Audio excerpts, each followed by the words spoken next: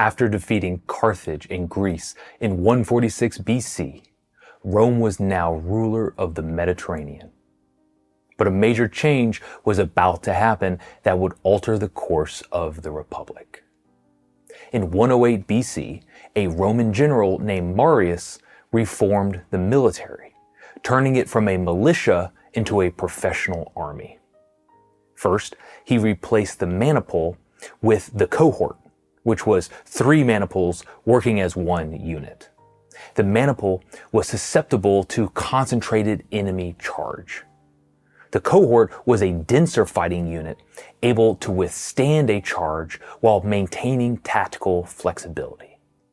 Second, Marius had each soldier carry their own pack, increasing the army's mobility. Most importantly, Marius changed how the army recruited soldiers. Historically, the Roman army consisted of citizens who owned land and were required to provide their own arms.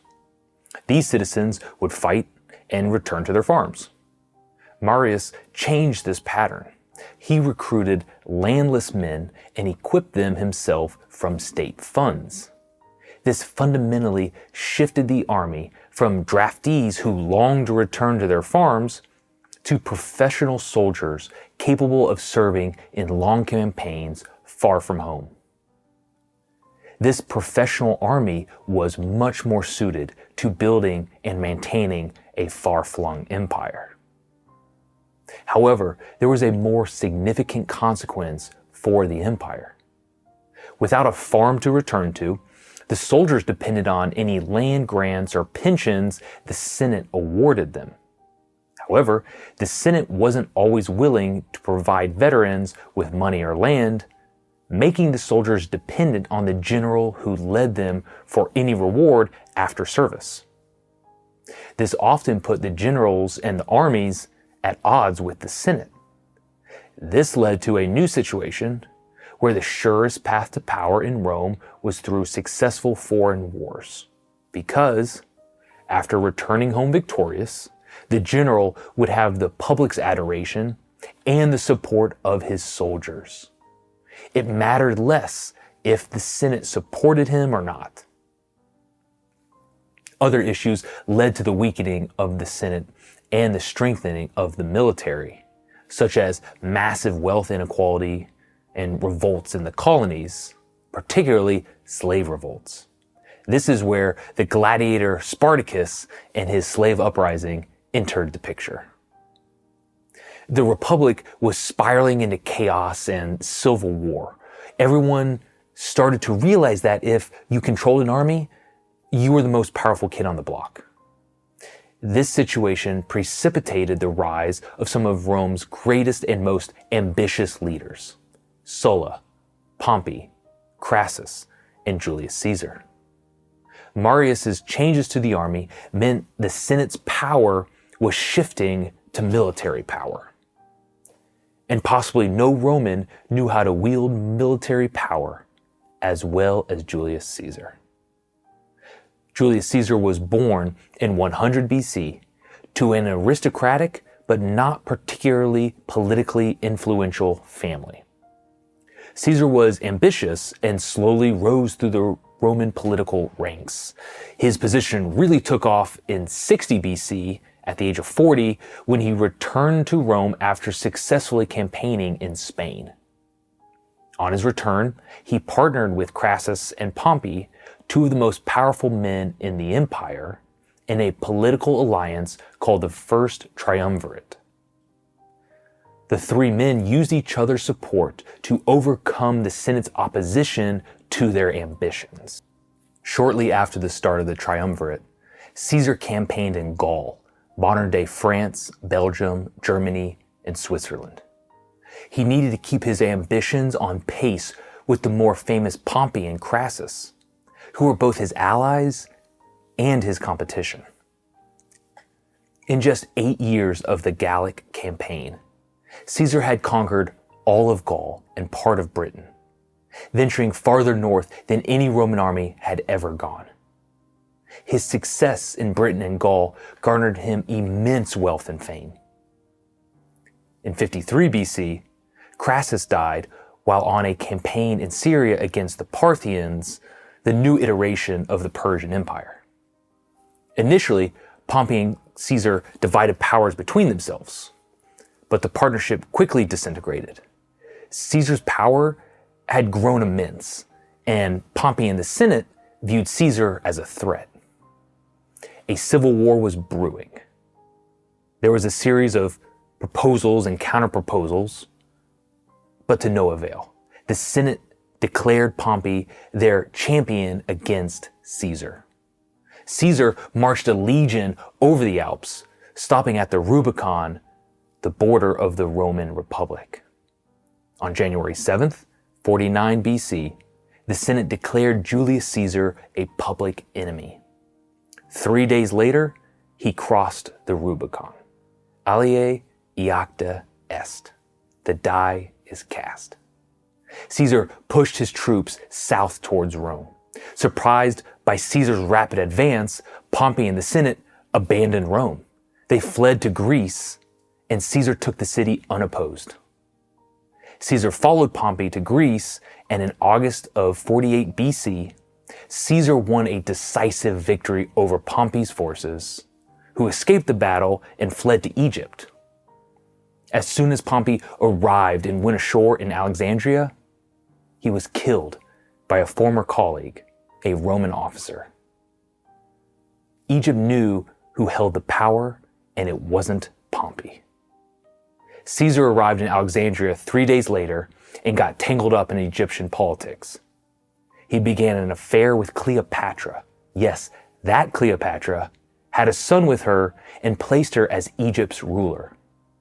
Then he went up into Turkey, won another battle, said his famous Veni, Vidi, Vici, I came, I saw, I conquered, and then returned to Italy. As an aside, in classical Latin, it's pronounced more like Winnie, Witty, Wiki. For the next few years, Caesar was forced to fight the remnant forces of those aligned against him. But by 45 BC, the Civil War was over. Early the following year, 44 BC, Caesar was named dictator for life. This move was not well received by members of the Senate. Secret plans were made for Caesar's assassination. Some 60 conspirators were involved. On March 15th, 44 BC, at the last Senate meeting Caesar planned to attend before leaving on a campaign against the Parthians, Caesar was stabbed 30 times by his assailants. What about Caesar's famous last words? Et tu, Brute? He probably never said that.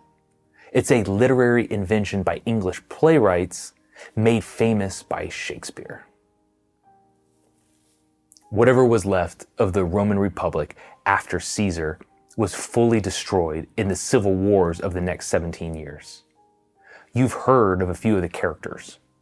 On one side, Mark Antony, Caesar's friend and associate, marries Cleopatra, with whom Caesar had a child. Antony wanted to use Egypt's wealth as a platform to launch himself into power.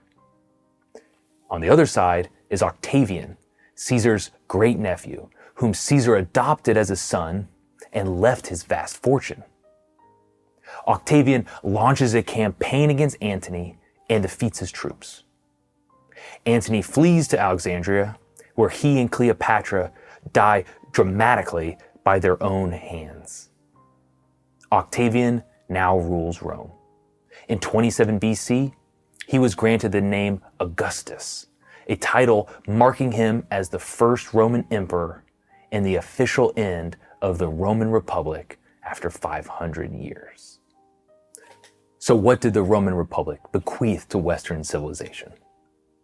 As we saw, Rome invented the Republic.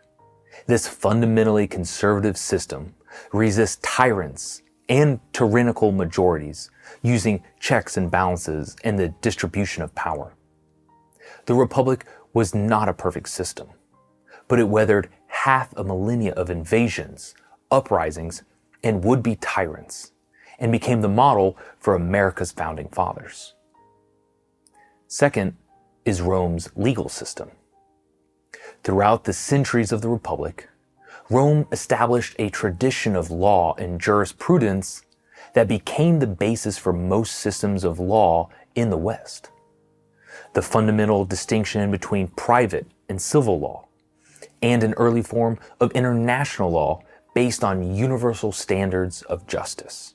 It's why our legal system uses Latin terminology. The third is literature. Western literature was greatly influenced by Roman poets from the late Republic. Virgil, Horace, and Ovid produced works that inspired authors such as Dante, Milton, Chaucer, and Shakespeare. Latin was the language of education for most of Western history, all through the Middle Ages, and only recently have people generally stopped learning Latin in school, except for classical schools, which are reviving the tradition. Most importantly, Rome gave the West the concept of a vast, unified civilization, a universal language, a network of roads, a widespread communications and trade network, all leading to a unique Roman identity. To be Roman didn't just mean someone who lived in the Roman territory. It was an identity the people took pride in. The Romans managed to incorporate the cultures they conquered, yet maintained a particular understanding of Roman life in the civilization. Long after the Roman Empire fell, the idea of a cohesive Roman civilization permeated Europe. Even more than Greece, Rome is the civilizational foundation of Western civilization. Just like Greece or any civilization, Rome was far from perfect. In the late Republic, Rome became decadent and depraved. The wealth from conquests weakened morals and destroyed the old Roman ways of life. Traditional values of family and civic virtue gave way in the face of gratuitous consumption and sexual immorality. Aristocratic families kept lavish homes with many slaves to support their lives of luxury. At the same time, the poor were given free bread and spectacles like the gladiator games to keep them docile, the proverbial bread and circus. With every civilization or every individual we look at, we have to be able to celebrate and learn from what they did great without dismissing them entirely because of their particular failures. Rome is no different. By Augustus's reign, the Senate was a shell of its former self, and Rome's traditions and morals were crumbling. Yet, Rome had never been stronger militarily, and its territory never greater. What direction would it take as its republic ended and its empire began? No one saw it coming, but change was on the horizon.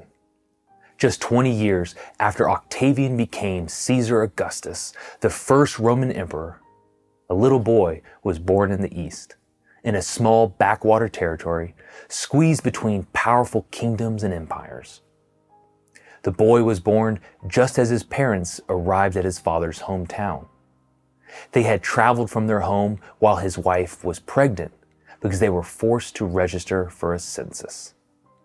Here is an accounting of the event. In those days, a decree went out from Caesar Augustus that all the world should be registered. This was the first registration when Quirinius was governor of Syria. And all went to be registered, each to his own town. And Joseph also went up from Galilee, from the town of Nazareth to Judea, to the city of David, which is called Bethlehem, because he was of the house and lineage of David, to be registered with Mary, his betrothed, who was with child. And while they were there, the time came for her to give birth. And she gave birth to her firstborn son, and wrapped him in swaddling cloths, and laid him in a manger, because there was no place for them in the inn. And so Jesus was born in Bethlehem, David's ancestral home. And it had to be that way.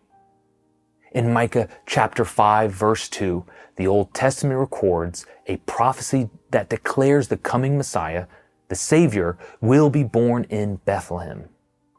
But Joseph and Mary live in Nazareth, a 4-day journey from Bethlehem. In his providence, the Lord used the census decree of Augustus, the first Roman emperor, the adopted son of Julius Caesar, to fulfill a 700-year-old Israelite prophecy. Rome and Jerusalem, Caesar and Messiah. The world is about to arrive at the singular climactic point of all history. In a little over 30 years, the future of all mankind will change in an instant. But right now, around 5 BC, that future is a newborn baby, wrapped in cloths and lying in a manger. Mary lovingly looking down as his little lungs cry out for her. And all too soon, that baby will be a man, hanging from a Roman cross, stripped of his clothes and beaten. And there will be Mary, looking up at her son, cries out his last breath, the Son of Man dying so that we may live.